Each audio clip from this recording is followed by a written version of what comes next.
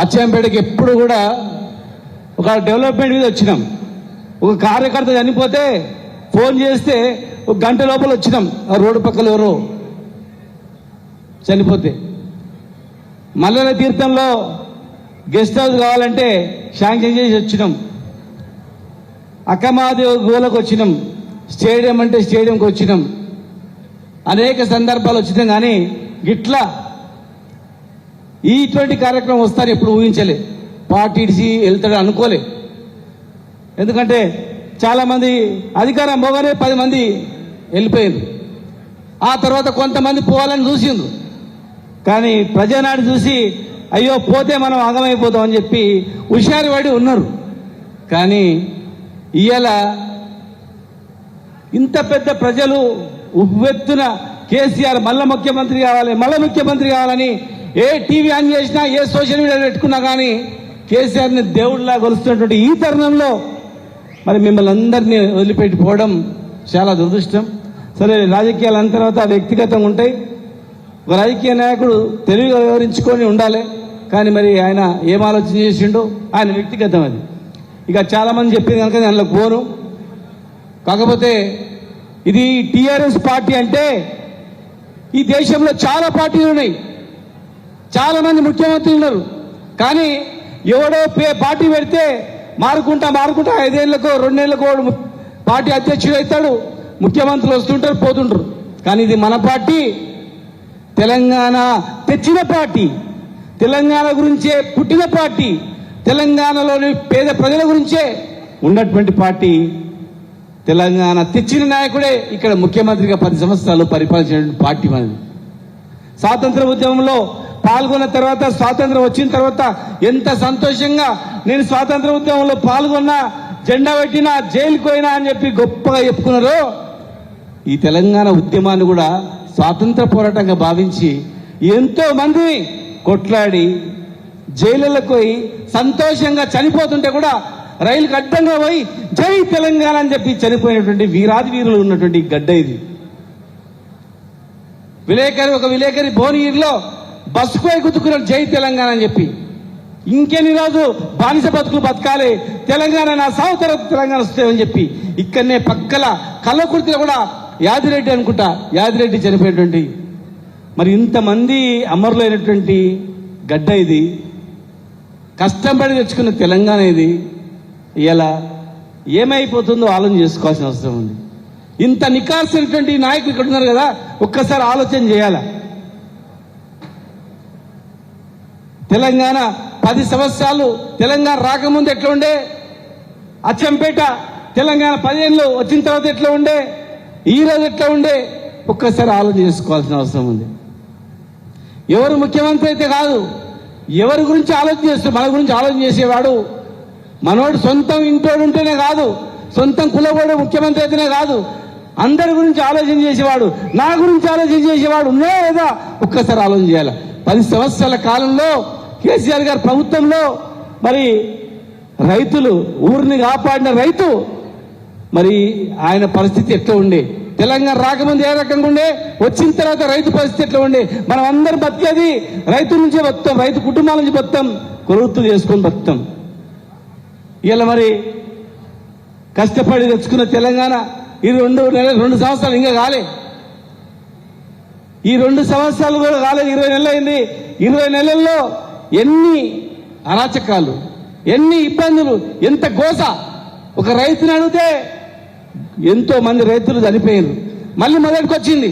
నాగరికర్ణంలో వెనకడికి ఎరువు బస్తాలకు తొక్కిసలాటలో చనిపోయిన సందర్భం ఉంది.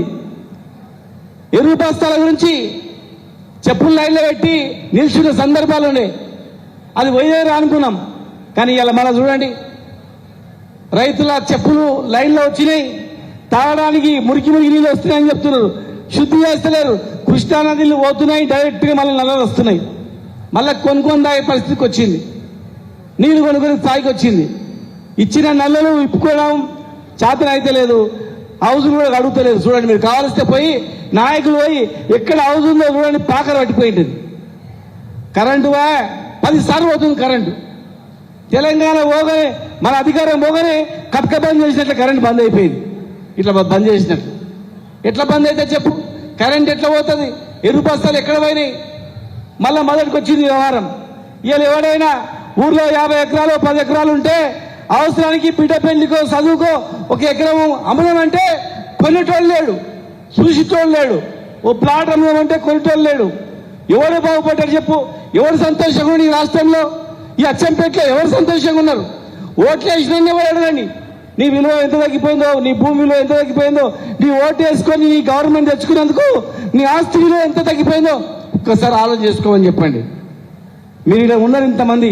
ఒక ఇల్లు ఉంటుంది అచ్చంపేటలో, లేదంటే లింగాల్లో ఒక ఇల్లు ఉంటుంది.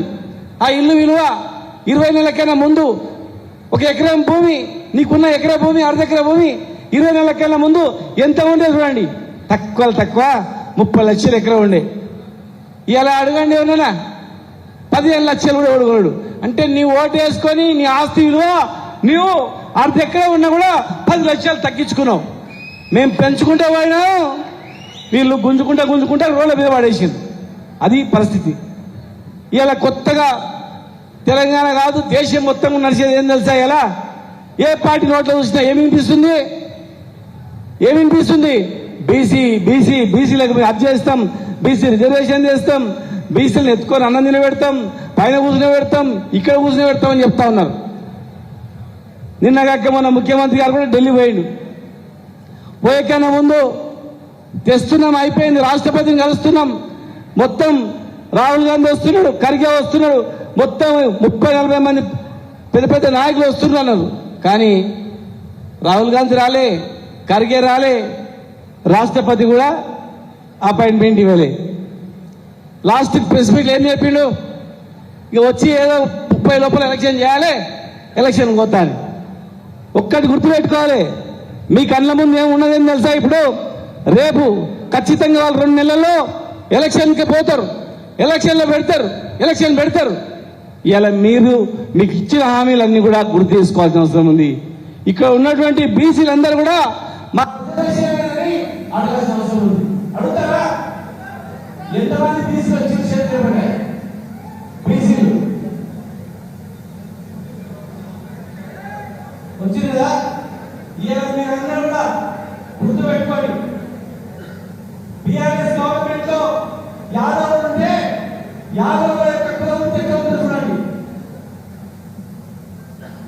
ముద్రాలు ఉంటే ముద్రాలకు ఏం చేసింది ప్రభుత్వం చూడండి. గౌడ్ ఉంటే గౌడ్ చూడండి, రజకు ఉంటే రజకు చూడండి, నాయకులు ఏ కులం ఉంటే చూడండి. మన ఆయంలో మీ పిల్లలు మంచి హాస్టల్ చదువుకున్నారా లేదా? మధ్యాహ్నం పోయిన మంచి కాలంలో తిన్నారా లేదా? మండలంతో పురుగులు వచ్చిందా లేదా? ఆదుకున్నదా లేదా? బాగుపడ్డరా లేదా? రైతు బాగుపడ్డాడు, పెద్ద రైతు బాగుపడ్డాడు, రైతు కింద మనం బాగుపడ్డాం, అందరూ బాగుపడ్డారు. ఇవాళ రైతు ఎండిపోయింది, రైతు ఆత్మహత్యలు స్టార్ట్ అయినాయి, మన బతుకులన్నీ కూడా రోడ్ల మీద పడ్డాయి. ఇవాళ మీరందరూ ఓటేసి గెలిపిస్తే మీకేమో చేస్తే అనుకుంటే ఇవాళ మీకేం చేసిండు? సున్నం పెట్టిండు. ఎక్కువ మాట్లాడితే కేసులు, సోషల్ మీడియాలో వస్తే కేసు, గట్టిగా మాట్లాడితే కేసు, బెదిరింపులు, అవన్నీ కూడా మళ్ళీ మొదటికొచ్చినాయి. ఇలా మీరు ఇట్లా ఈ లోకల్ పార్టీ ఎలక్షన్లో అప్రమత్తంగా ఉండకపోతే ఇక నేను ఎన్నిసార్లు ఏం చేసినా ఈ ప్రభుత్వం వీళ్ళు మళ్ళీ ఓటేస్తారని చెప్పి మళ్ళీ ఒకసారి 2 ఏళ్లలో ఇంత అయింది కదా, మళ్ళా 3 ఏళ్లలో ఉన్న 2000 పెన్షన్ పోతుంది, ఉన్న కరెంట్ పోతుంది, ఏముండదు. ఇక గుర్తుపెట్టుకొని రోడ్ల మీద పోవాల్సిన పరిస్థితి వస్తుంది. ఈ ఏ ఎలక్షన్ వచ్చినా మీరందరూ గట్టిగా ఉండి ప్రభుత్వానికి బుద్ధి చెప్తే, అరే ఇక రేపు అయిపోయింది మన పని, దింపేస్తారు. లోకల్ బాడీ ఎలక్షన్లో బ్రహ్మాండంగా బీఆర్ఎస్ పార్టీ గెలిచింది, ఇక మనల్ని ఉండనియాలని ఏ ఆఫీసర్ కూడా వాళ్ళకి మాట వినరు. ఉన్న స్కీమ్లన్నా కనీసం ఉంటాయి, 3 లక్షల రూపాయలు గొర్రెలకు పైసలు వేస్తాం అకౌంట్లో. వేసిందా?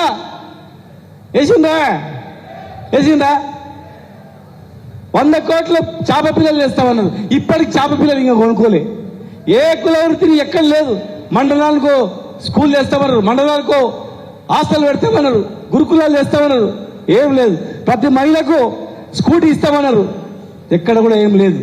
ప్రతి మహిళకు 2,000 రూపాయలు పెన్షన్ ఇస్తాన్నారు. మీరు గుర్తుపెట్టుకొని మర్చిపోకండి దయచేసి.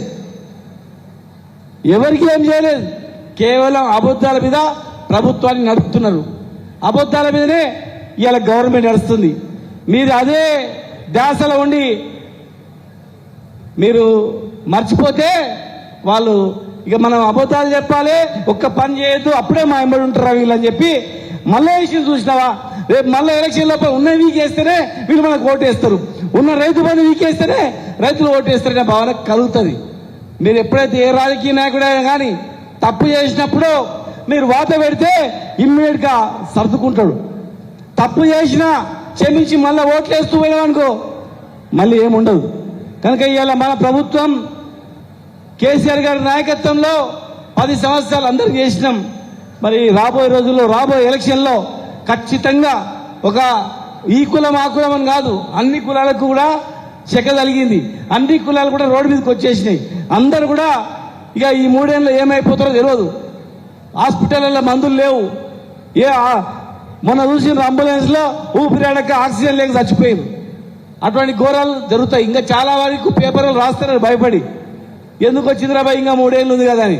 చూడండి 2 ఏళ్ల తర్వాత రాస్తారు చూడు, వాళ్ళు మొత్తం ఉన్నట్టు రాస్తారు. అలిగా అయిపోతుంది కదా అని. ఎవరిని అడిగినా ఈ రాష్ట్రంలో ఈ ప్రభుత్వం ఎన్ని రోజులు ఉంటాయంటే ఉంటే మా అంటే 3 ఏళ్ళు ఉంటుంది, అంతదాకా ఉండదు. ఇక మధ్యలో ఈ లోకల్ బాడీ ఎలక్షన్లో మొత్తం గెలిచిందనుకో ఇంకా పబ్లికే దింపే పరిస్థితి వస్తున్నటువంటి ఆలోచన కూడా చూస్తున్నాడు. కనుక దయచేసి మీరందరూ ఐక్యమత్యంతో ఉండాలి. మేము ఇక్కడ నిరంజన్ రెడ్డి గారు కానీ, లక్ష్మీరెడ్డి గారు కానీ, జయపాలన్న మీకు పక్కనే ఉంటాడు, హర్షవర్ధన్ రెడ్డి గారు కానీ, జనార్దన్ రెడ్డి గారు అయితే మేము వచ్చేటప్పుడే చెప్పినాం, ఫోను ఎత్తుతున్నా, మొత్తం ఎత్తుతున్నా, వేరే ఫోన్ అనుకుని కూడా అన్ని ఎత్తుతున్నా, కంపల్సరీ ఎత్తుతా, ఫుల్ టైం ఇస్తా అని చెప్పి అన్నాడు. మరి ఆర్ఎస్ ప్రవీణ్ అన్న ఉంటాడు, మేమందరం ఉంటాం. మీరు ఖచ్చితంగా మీరు హైదరాబాద్కి వచ్చే ఆపదున్నా మా నెంబర్లన్నీ ఆయన చెప్తాడు, వాళ్ళ ఆఫీస్లో రాసి పెడతాడు. ఎవరికన్నా ఎవరికి తగులుతుంది ఫోను. హైదరాబాద్లో ఏమైనా హాస్పిటల్ ప్రాబ్లం ఉన్నా ఇంకేదన్నా మేమందరం కూడా మీకు సహాయం చేస్తాం, ఏ ఆలోచన చేస్తాం. మీ మీద ఏదైనా ఇట్లా కేసులు దాడులు చేస్తే చెప్పండి, మళ్ళీ అందరం వస్తాం. గ్యారంటీగా మీరు మెసేజ్ పెట్టండి, ఒక గ్రూప్ క్రియేట్ చేయండి, చేసి మాకు చెప్తే ఖచ్చితంగా మేము అందరినీ ఆదుకుంటాం. అనునిత్యం ఆయన జీవితం మొత్తం కూడా మనోరన్న మీకే అంకితం. లైఫ్ మొత్తం కూడా పార్టీకి పనిచేయడం, క్రమశిక్షణతో ఉండడం. మీకు ఏ విషయం ఆయన చెప్పినా మాకు ఆయన సమాచారం అందిస్తాడు. జనార్దన్ రెడ్డి గారు మీకు ఎప్పుడు అందుబాటులో ఉంటాడు. కేసీఆర్ గారు, కేటీఆర్ గారు ఖచ్చితంగా రేపు రాబోయే రోజుల్లో కేటీఆర్ గారు కానీ, హరీష్ రావు గారు వస్తాడు. ప్రత్యేకమైనటువంటి శ్రద్ధ మీ పైన చూపిస్తారు. మేము అన్ని రకాలుగా అండగా ఉంటామని చెప్పి మరొకసారి మీ అందరికి తెలియజేస్తూ జై తెలంగాణ, జై తెలంగాణ, జై కేసీఆర్.